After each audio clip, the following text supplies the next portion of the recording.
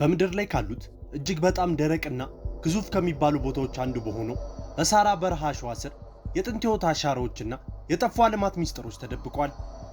ይህንን መጋረጃ ለመግለጥ የረዳን በአይን የማይታየውን የሚያሳየን ቴክኖሎጂ ሳተላይት ነው። ዛሬ ሳተላይቶች የጠፋ ጥንታዊ የወንዝ መስመሮችና የሰፈራ ምልክቶች እንድናይ በማገዝ ስለ ሳራ ያለንን ግንዛቤ እየቀየሩ ነው። 9 ሚሊዮን ካሬ ሜትር አካባቢ በሚሸፍነው በዚህ ግዙፍና አስፈሪ በሚመስል በረሃ ውስጥ ምን አይነት ሚስጥር ተደብቋል? ይህ የአሸዋ ውቅያኖስ በአንድ ወቅት ሕይወት የሞላበት አረንጓዴ ገነት እንደነበር ብነግራችሁስ? ዛሬ በቴክኖሎጂ አይን የአሸዋን መጋረጃ ገልጠን ከስር የተደበቀውን እውነት እንቃኛለን።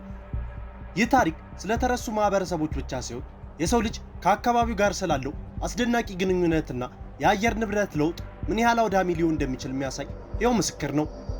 ሁልጊዜም እንደነዚህ አይነት ከዚህ ቀደም ተሰምተው የማያውቁ ታሪኮች እንዲሁም በመላው ዓለም ላይ ተጽዕኖ የፈጠሩ ሰዎች ታሪኮች እንዲደርሷችሁ የሰብስክራይብ ምልክቷን ብሎም የደወል ምልክቷን በመጫን ቤተሰብ ይሁኑ።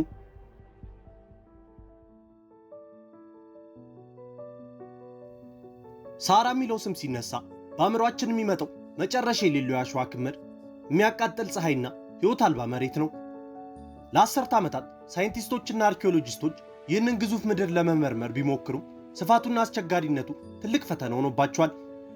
በአንዳንድ ቦታዎች የአሸዋ ክምሩ እስከ 180 ኪሎ ሜትር ከፍታ ያለው ሲሆን ይህም ከስሩ ያለውን ማንኛውም ነገር ሙሉ በሙሉ የመቅበር ኃይል አለው።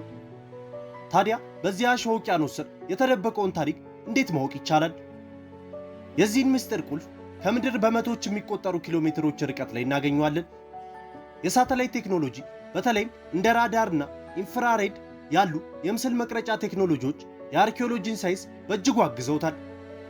እነዚህ ቴክኖሎጂዎች የሰው ዓይን ማየት የማይችለውን የአሸዋን ንጣፍ ሰንጥቀው በመግባት ከስር ያለውን የመሬት አቀማመጥ በዝርዝር ያሳያሉ። ራዳር ሞገዶችን ወደ መሬት በመላክና ተመልሰው የሚመጡትን ምልክቶች በመተንተን በአንድ ወቅት ውሃ ይፈስባቸው የነበሩ ጥንታዊ የወንዝ መስመሮችና የሐይቅ ዳርቻዎች ካርታ ለመስራት ያግዛል። ሳይንሳዊ ማስረጃዎች እንደሚያሳዩት ሳራ ሁልጊዜ በረሃ አልነበረም። የአፍሪካ እርጥብ ዘመን ወይም አፍሪካ ሂዩሚድ ፔሪድ ተብሎ በሚጠራው ጊዜ በግምት ከ14000 እስከ 5000 ዓመታት በፊት ይህ ክልል በሳር የተሸፈነ በትላልቅ ሐይቆችና ወንዞች የተሞላና ለሕይወት ምቹ የነበረ ቦታ ነው። ይህ ጊዜ በተለያዩ የአፍሪካ ክፍሎች በተለያየ ወቅት ሊጀምርና ሊያበቃ ችሏል። በወቅቱ አዳኞች፣ አሳ አጥማጆችና አርብቶ አደሮች ይኖሩበት ነበር። ይህንን የሚያረጋግጡ በ10 ሺዎች የሚቆጠሩ የድንጋይ ላይ ስዕሎች በተለያዩ የበረሃው ክፍሎች ተገኝተዋል። እነዚህ ስዕሎች ቀጭኔዎችን፣ ዝሆኖችን፣ አዞዎችና ሰዎች በጀልባ ሲቀዝፉ ጭምር ያሳያሉ። ይህም በአንድ ወቅት በቦታው የነበረውን ሕይወት የተሞላበት አካባቢ ይመሰክራል። ነገር ግን ይህ ሁሉ ነገር እንዴት ሊጠፋ ቻለ? ወንዞቹ ወዴት ደረቁ? ሐይቆቹስ ወዴት ተነኑ?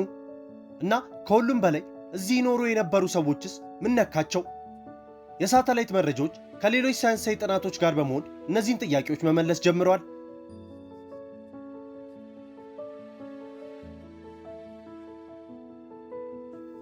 የራዳር ሳተላይቶች በግብፅና ሱዳን ድንበር አካባቢ የአሸዋን ንጣፍ ሲመረምሩ አስገራሚ መረጃዎችን ይዘው መጡ።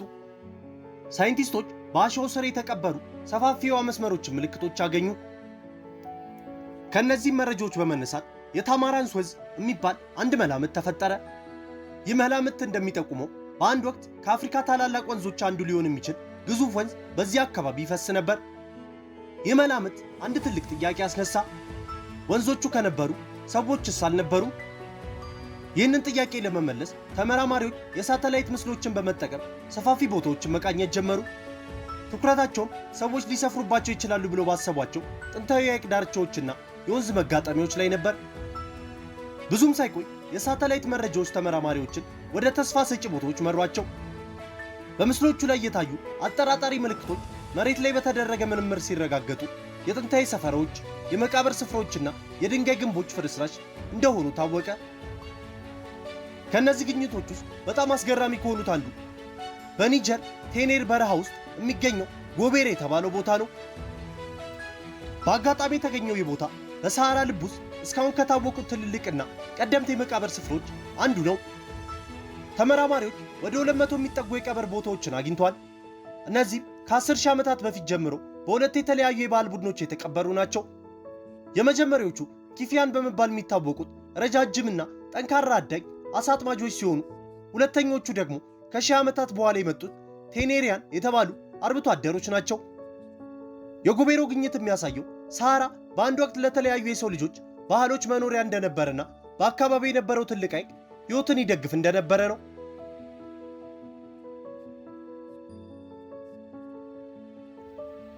ምርምሩ ሳይንቲስቶችን ወደ ደቡባዊ ሊቢያ ፌዛን ወደ ተባለው ክልል መራቸው።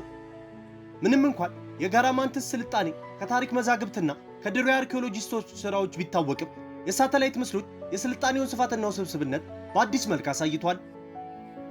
ምስሎቹ በመቶዎቹ የሚቆጠሩ የተመሸጉ መንደሮችንና ከተሞችን እንዲሁም ሰፊ የእርሻ መሬቶችን አቀማመጥ ለመለየት ረድተዋል። እነዚህ ፍርስራሾች ለዘመናት በአፈ ታሪክ የተነገረለት የጋራማንትስ ስልጣኔ እውነተኛ አሻራዎች ናቸው። ጋራማንቶች በግምት ከመጀመሪያው ሺህ ዓመት ከክርስቶስ ልደት በፊት አጋማሽ ጀምሮ እስከ 5ኛው መቶ ክፍለ ዘመን ድረስ የነበሩና በበረሃ ውስጥ አስደናቂ ስልጣኔን የመሰረቱ ህዝቦች ናቸው። የሮማውያን ታሪክ ጸሐፊዎች እንደ ጨካኝ የበረሃ ዘላኖች አድርገው ቢስሏቸው የአርኪኦሎጂስትና የሳተላይት መረጃዎች ፍጹም የተለየ ታሪክ ይናገራሉ። ጋራማንቶች በዘመናቸው ድንቅ መሐንዲሶችና ገበሬዎች ነበሩ። የስልጣኔያቸው ቁልፍ ሚስጥር ፎጋራ ወይም ቃናት በመባል የሚታወቀው ውስብስብ የመስኖ ስርዓት ነበር። ይህ ቴክኖሎጂ ከሩቅ ተራሮች እስከ ስር የሚገኘውን የከርሰ ምድር ውሃ ለመቅዳት በሺዎች የሚቆጠሩ የከርሰ ምድር ቦዮችን መቆፈርን ያካትታል። እነዚህ ባዮች በብዙ ኪሎ ሜትሮች ተዘርግተው ውሃውን ወደ ከተሞቻቸውና የእርሻ መሬቶቻቸው ያደርሱም ነበር።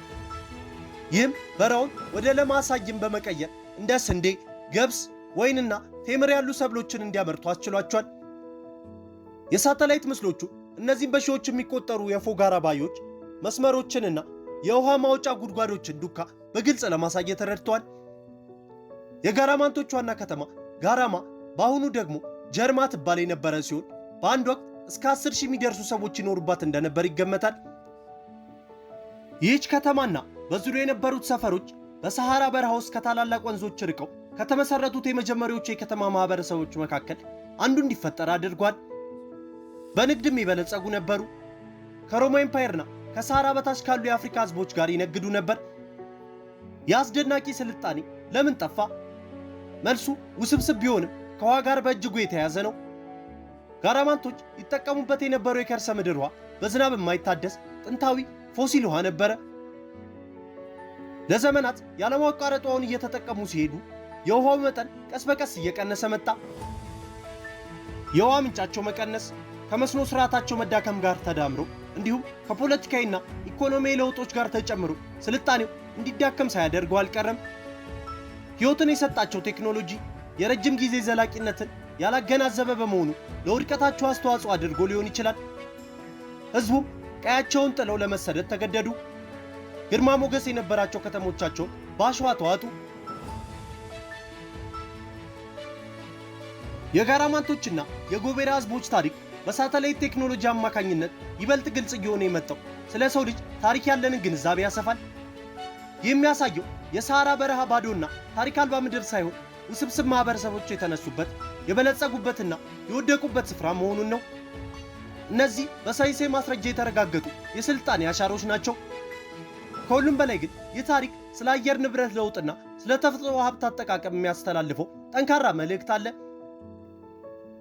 በአንድ ወቅት አረንጓዴና ለም የነበረው ሰሃራ ወደ በረሃነት መቀየሩ ስልጣኔዎችን ከነከተሞቻቸው አጥፍቷል።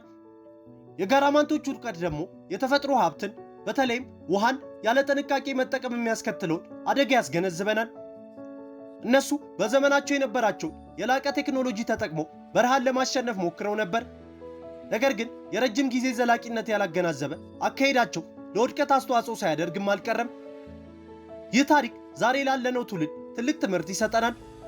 በዘመናችን በአየር ንብረት ለውጥና በውሃ እጥረት ስጋት ውስጥ በምንገኝበት ወቅት ከሰሃራ አሸዋ ስር የተገኘው ይህ ጥንታዊ ጥበብና ስህተት ለወደፊታችን እንደ ማስጠንቀቂያ ዲሆን ሊያገለግል ይገባል። ታዲያ ሰሃራ ገና ያልተገኙ ምን ያህል ተጨማሪ ምስጢሮች ይዞ ይሆን? በአሸዋው ስር ምን ያህል የጠፋ ከተሞችና ያልተነገሩ ታሪኮች ተደብቀው ይገኛሉ? ሐሳቦትን በኮመንት ሴክሽን ላይ ያጋሩን። ውድ የፈንዲሻ ኢንተርቴይንመንት ዩቲዩብ ቻናል ቤተሰቦች በዛሬው ፕሮግራማችን የሳተላይት ምስሎች በሰሃራ በረሃ ውስጥ የሚደበቁትን አስደንጋጭ ሚስጥሮችን አስቃኘናችሁ። ሁልጊዜም እንደነዚህ አይነት ከዚህ ቀደም ተሰምተው የማያውቁ ታሪኮች እንዲሁም በመላው ዓለም ላይ ተጽዕኖ የፈጠሩ ሰዎች ታሪኮች እንዲደርሷችሁ የሰብስክራይብ ምልክቷን ብሎም የደወል ምልክቷን በመጫን ቤተሰብ ይሁኑ። በቀጣይ ቪዲዮ እስክንገናኝ ሰላም ለሁላችን ይሁን።